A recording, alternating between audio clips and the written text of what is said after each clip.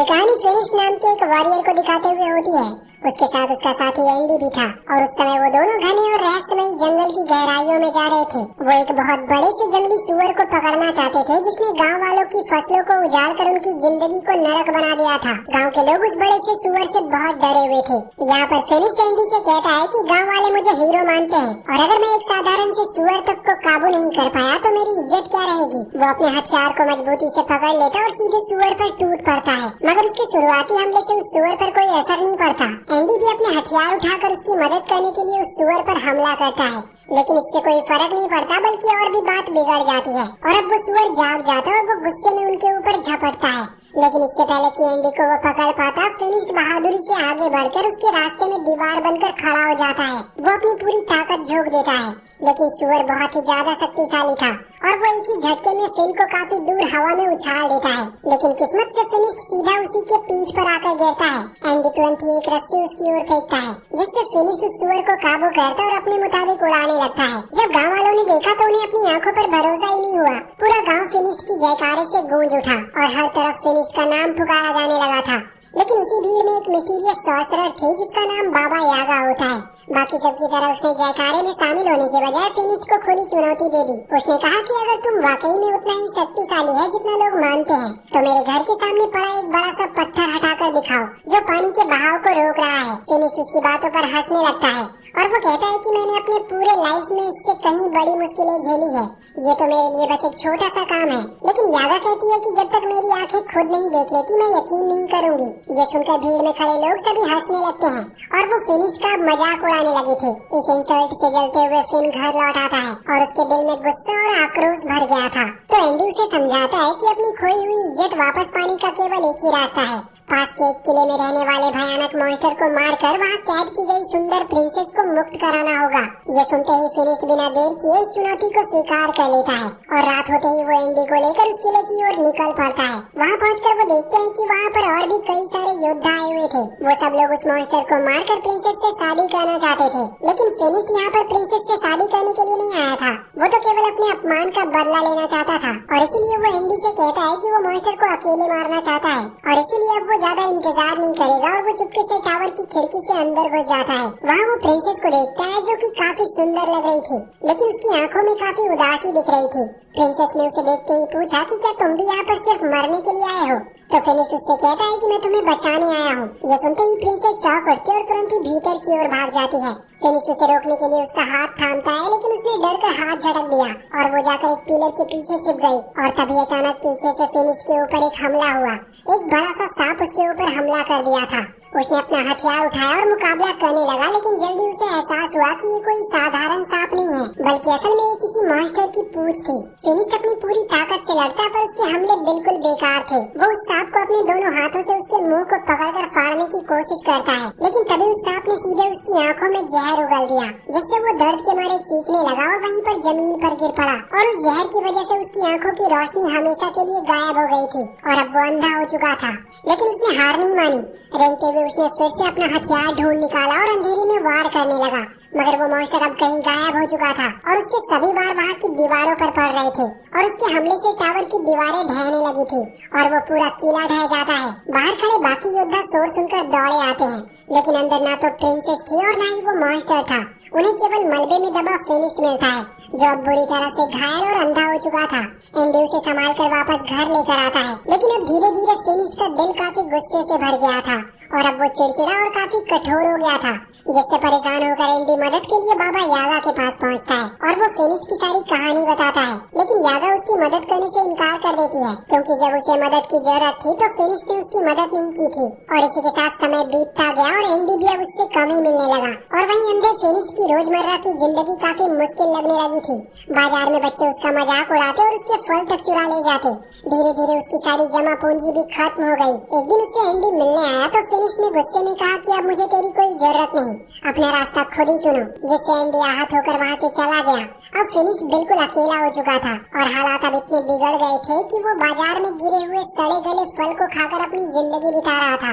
और एक दिन जब उसे सड़े गले फल भी न मिले तो वो खाली टोकरी के लिए बाजार में बैठा रहा और तभी बाबा यागा वहाँ से गुजरी। उसकी हालत को देखकर उसने चुपचाप अपनी टोकरी से कुछ फल उसकी टोकरी में डाल दिए, लेकिन तभी वहाँ पर गांव में कुछ बैंडिट्स ने हमला कर दिया। उन्होंने किसी पर दया नहीं दिखाई और सड़कों पर निर्दोष गाँव वालों का कत्ल होने लगा। और यहाँ पर अंधा होने के बावजूद भी फिनिश को मरते हुए लोगों की चीखें साफ साफ सुनाई दे रही थी।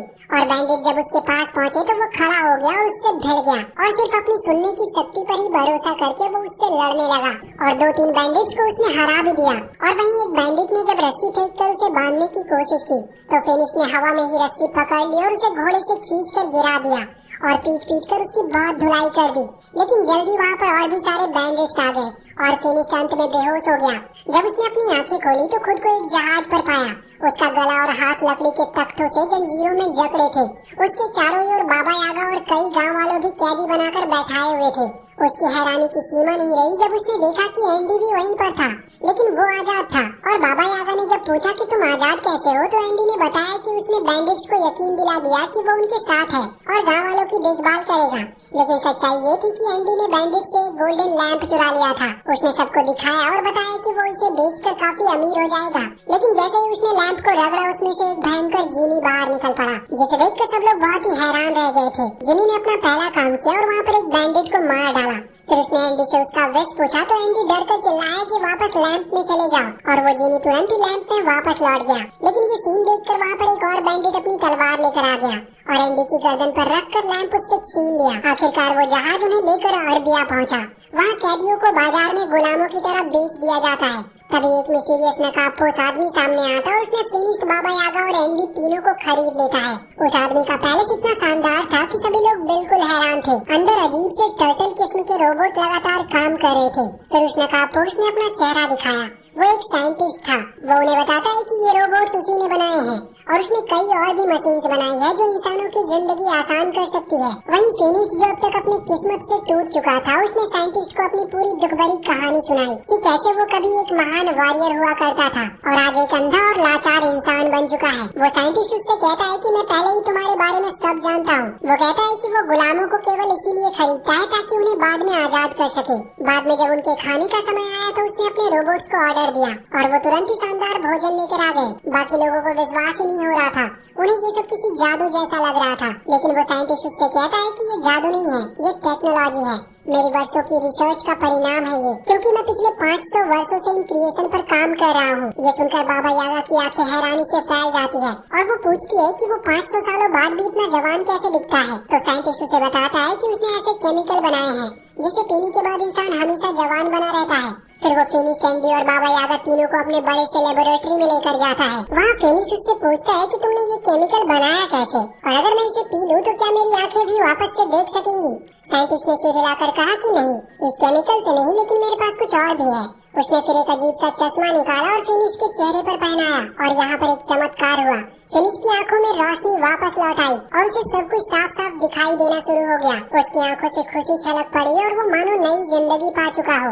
वो साइंटिस्ट कहता है कि साइंस से कोई भी चमत्कार संभव है, लेकिन वही जादू केवल विनाश का कारण होता है, लेकिन टेक्नोलॉजी जीवन देती है। वो आगे कहता है कि उसने एक खास तरह की मशीन बनाई है जो विनाशकारी मैजिक को हमेशा के लिए खत्म कर सकती है। जिसे दिखाने के लिए वो एक लैंप निकालता है जो उन्हीं बैंडिट से उसे मिला था। बाबा यागा चेतावनी देती है कि ये खतरनाक साबित हो सकता है, लेकिन साइंटिस्ट ने उसकी चेतावनी को नजरअंदाज करके लैंप को रगड़ा और जैसे ही माइटी जीनी प्रकट हुआ, साइंटिस्ट ने अपनी मशीन चालू कर दी। उसकी निकली पावरफुल फोर्सेस जीनी को अंदर खींचने लगी और कुछ ही पलों में जीनी नष्ट हो गया। और वो साइंटिस्ट काफी प्राउडली कहता है कि देखा, मेरी इन्वेंशन ने इस खतरनाक शक्ति को भी मिटा दिया। उसी रात उसे खबर मिली कि पास के पहाड़ पर एक भयानक मॉन्स्टर रहता है जिसका मुंह शेर का और पूंछ सांप की थी। उसने कई मासूमों को मार डाला था। वो साइंटिस्ट तुरंत ही ऐलान करता है कि उस मॉन्स्टर को जिंदा कैद करना होगा और जब फिनिश ये सुनता है तो उसका खून खौल उठता है। ये वही मॉन्स्टर था जिसने उसकी आंखें छीनी थी। वो कहता है कि मैं भी तुम्हारे साथ चलूंगा क्योंकि मुझे बदला लेना है। साइंटिस्ट उसे रोकना चाहता था, लेकिन फिनिश कहता है कि तुमने मुझे मेरी नजरें लौटाई है, अब मेरी बारी है कि मैं भी तुम्हारा साथ निभाऊं। वो साइंटिस्ट उसे एक गैजेट देता है। वो कहता है कि इसे मॉन्स्टर के पास रखना, ये खुद ही उसे कैद कर लेगा। वहीं रात को बाबा यागा चुपके से साइंटिस्ट के लेबोरेटरी में पहुंचती है। वो वहाँ से हमेशा जवान रखने वाले उस केमिकल को लेना चाहती थी, लेकिन इससे पहले कि वो उसे छू पाती, वहाँ पर वो साइंटिस्ट आता और वो उसे पकड़ लेता है। लेकिन उसे सजा देने की बजाय साइंटिस्ट कहता है कि अगर तुम मेरे लिए मॉन्स्टर पकड़ कर दोगी तो मैं तुम्हें भी इस केमिकल का कुछ हिस्सा दे सकता हूँ। सुबह होते ही सब तैयार हो गए और वहाँ पर साइंटिस्ट ने उन्हें एक स्पेसशिप दिया जो उड़न तस्तरी जैसा दिखता था। वो कहता है कि इसे चलाकर तुम मॉन्स्टर की गुफा तक जल्दी पहुँच सकते हो। वो कहता है कि याद रखना मुझे मॉन्स्टर जिंदा चाहिए। फिर उसने फिनिश को एक अपग्रेडेड वेपन भी दिया जिसमें छुपा हुआ एक बटन था। वो तीनों स्पेसशिप पर सवार होकर पहाड़ की ओर आगे चल पड़े। गुफा ढूंढने में समय लगा और आखिरकार उन्हें उसके पैरों के निशान मिले। फिनिश ने मशीन गुफा के दरवाजे पर रख दी और उनका प्लान क्लियर था कि मॉन्स्टर को बाहर निकालना है। फिनिश गुफा के अंदर जाता और हवा में हथियार लहराकर उस मॉन्स्टर का ध्यान अपनी ओर खींचता है और जैसे ही वो बाहर आता है फिनिश भागता है लेकिन अचानक ही पेड़ से टकराकर बेहोश हो जाता है। मॉन्स्टर गुर्राते हुए बाहर निकलता है और बाबा यागा तुरंत ही उस मशीन को चालू कर देती है जिससे बहुत सारी जंजीरें निकलती है और वो मॉन्स्टर को जकड़ने लगती है और कुछ ही देर में अब वो मॉन्स्टर उस मशीन के कैद में था। कुछ देर के बाद फिनिश को होश आता है और वापसी का सफर शुरू होता है। रात को जब वो कहीं पर रुकते हैं तो फिनिश किसी लड़की की आवाज सुनता है और ये जानने के लिए फिनिश ने उस पिंजरे को खोल दिया। अंदर वही प्रिंसेस थी जिसे फिन ने पहले ही टावर में देखा था। बाबा यागा का चेहरा कठोर हो गया। उसने कहा तो ये प्रिंसेस ही मॉन्स्टर थी, इसे खुला छोड़ना बहुत खतरनाक होगा। यहाँ पर प्रिंसेस उन्हें बताती है कि मैं एक शापित लड़की हूँ और अगर कोई मुझे छू लेता है तो मैं मॉन्स्टर बन जाती हूँ। मैं किसी को नुकसान नहीं पहुँचाना चाहती जब तक कोई मुझ पर हमला न करे। मैं पहाड़ों में अकेली रहती हूँ ताकि मासूम लोग सुरक्षित रहे, लेकिन इंसान मुझे वहाँ भी चैन से जीने नहीं देते। इसी बीच साइंटिस्ट एक और एक्सपेरिमेंट में व्यस्त होता है। उसने एक किसान की चमकती बिल्ली चुरा ली थी। वो किसान उससे कहता रहता है कि ये किसी को नुकसान नहीं पहुँचाती। रात में इसकी रोशनी से पूरा गाँव उजाला हो पाता है, लेकिन वो साइंटिस्ट उसकी एक भी बात नहीं सुनता और वो उस बिल्ली को मशीन में डाल देता है और उस मशीन उसकी मैजिक को खींच लेती है और केमिकल में बदल देती है और वो बिल्ली हमेशा के लिए गायब हो जाती है। अब ये साफ हो गया था कि साइंटिस्ट ने पहले भी बहुत सारे मैजिकल बीइंग्स की शक्तियाँ केमिकल्स में जमा किए थे और उसके सारे रोबोट्स भी असल में साइंस से नहीं बल्कि उन्हीं मैजिक से चलते थे। ये जानकर बाबा यागा बहुत गुस्सा होती है। वो साइंटिस्ट से कहती है कि तुम झूठे हो, तुम्हारे रोबोट्स इन्वेंशन नहीं है क्योंकि ये तो मासूम मैजिकल बीइंग्स को मार कर बनाए गए पपेट्स हैं और तुम्हारा हमेशा जवान रहना भी साइंस से नहीं बल्कि चोरी किए गए मैजिक से है। ये सुनकर साइंटिस्ट बहुत ही गुस्सा हो जाता है। वो कहता है कि जो मेरा सच जानता है वो कभी भी जिंदा नहीं बचता और वो अपने गार्ड्स और रोबोट्स को बुला लेता है। यहाँ पर खतरे को देखते हुए बाबा यागा प्रिंसेस को आजाद कर देती है। प्रिंसेस भी कहती है कि ये साइंटिस्ट बहुत पहले से उसके पीछे पड़ा है और वो उसकी मैजिक पावर को चुराना चाहता है। तभी वहाँ पर साइंटिस्ट अपनी रोबोट आर्मी को लेकर आ जाता है और वो अपने भयानक मशीन को चालू कर देता है ताकि प्रिंसेस की मैजिक को चूस सके।